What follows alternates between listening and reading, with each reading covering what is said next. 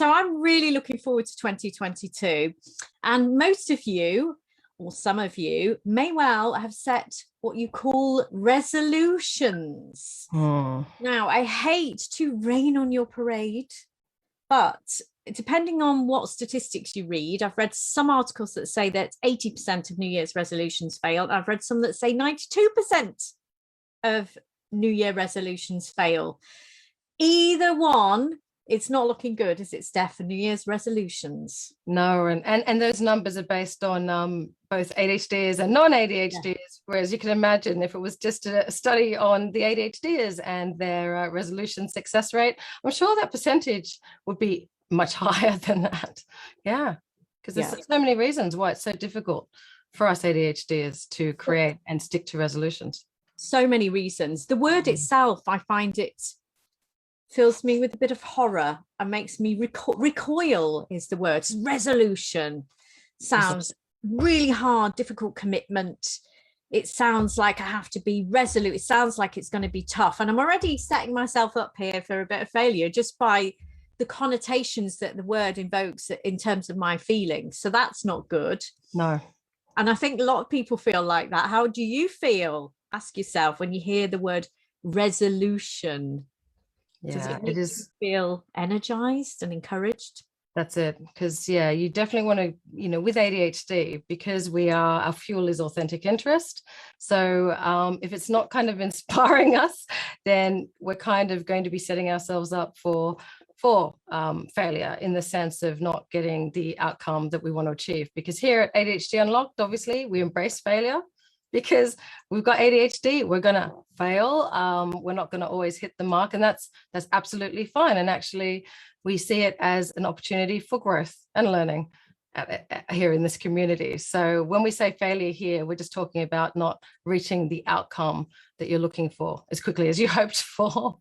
Now, weirdly, I've managed to achieve so much more in the past couple of years since I lowered my bar and let go of perfection and let go. I should do this. It's shoulding all over yourself, which is one of your phrases, Steph, which I absolutely love. Stop shutting all over yourself.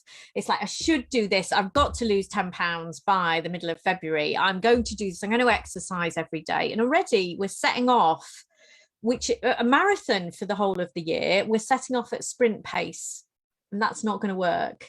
We're already setting our bar too high. So if we set our bar really low and just ease into it. So what do we suggest instead of resolutions, Steph? Yeah, as you said, language is really important for us. So the choice, what we're thinking instead is to set intention, which is more, it is setting that standard a bit lower. That expectation is something that's more achievable for us, because intention means to kind of aim for, to plan. Yes, I love that. So we're just aiming for it, but circumstances may get in the way. And actually, what we've been encouraging our members to do this week, and we've done a lot of work on this, is to think about what feelings they would like to invoke. What feelings would they like to feel more of this year? So rather than, I'm going to be thin, I'm going to get out of debt, I'm going to do this, I'm going to exercise every day, I'm going to declutter by next weekend, the garage. It's not going to happen. So what feeling do we want to have? So one of mine is to have more energy. So what do I need to do to work so that I want to feel energetic? I want to feel stable and secure. So a lot of my intentions for this year are working on projects that are going to make me feel more stable and secure. But some of our members have come up with some brilliant ones, haven't they, Steph, this week? Yeah, they have. And in our members meetup, everyone came up with their word. We had some very interesting conversations. Really, we've got some wordsmiths definitely in the community. One member talked about like using the word pleasure, which is one of my kind of theme words, anchor words for the year, and how pleasure, you've got, obviously, you can kind of leisure, Leisure. So pleasure, but also leisure. So in terms of avoiding the hedonistic aspect of pleasure, which some ADHDers might be too prone to and a little bit will shy away from using an anchor word like pleasure. But for the workaholic types like me, pleasure is a good thing to have the focus on for the year. It's my anchor, and already it's very effective. For instance, last night went downstairs after I worked to my kids.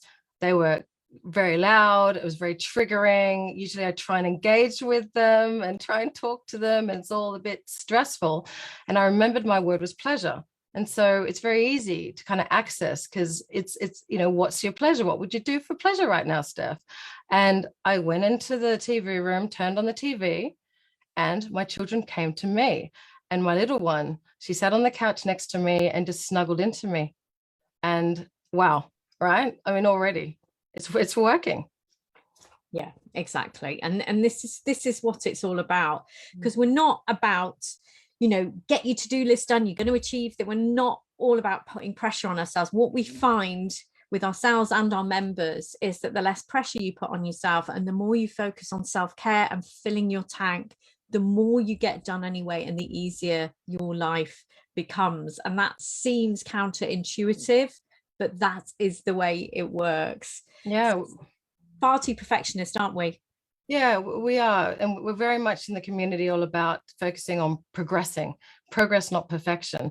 And also very much accepting our ADHD, accepting that we've got these challenges, and kind of giving ourselves permission to get the support we need, and following our flow and doing things in the way that align with us, the way we work, the way we process, because that's where we're going to find the success. That's where we're going to thrive. Exactly. With that mindset. Yeah, exactly. And one of the fundamentals to this is talking to yourself the way you would talk to a loved one. So we tend to have a lot of negative self-talk for very many reasons, which I'll go into next week. So next week we are focusing on building up our positive self-talk and negating our negative self-talk, and the impact of that can be absolutely huge.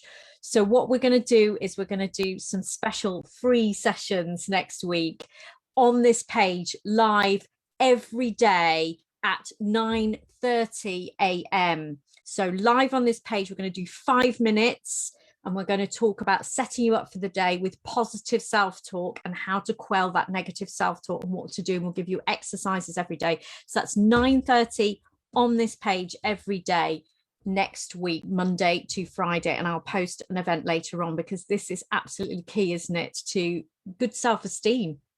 Yeah, it's that mindset, and what you do in the morning, it really does set yourself up for the tone for the rest of the day. So definitely, if you can make it, come and join us. So it's our Kickstarter week for positive self-talk. So join us on this page, because this will really help set you up for a better day, and to be kinder and more self-compassionate to yourself, which is the way you need to go with setting those intentions for, I was going to say 1922 then. I've lost 100 years somewhere, or 2022.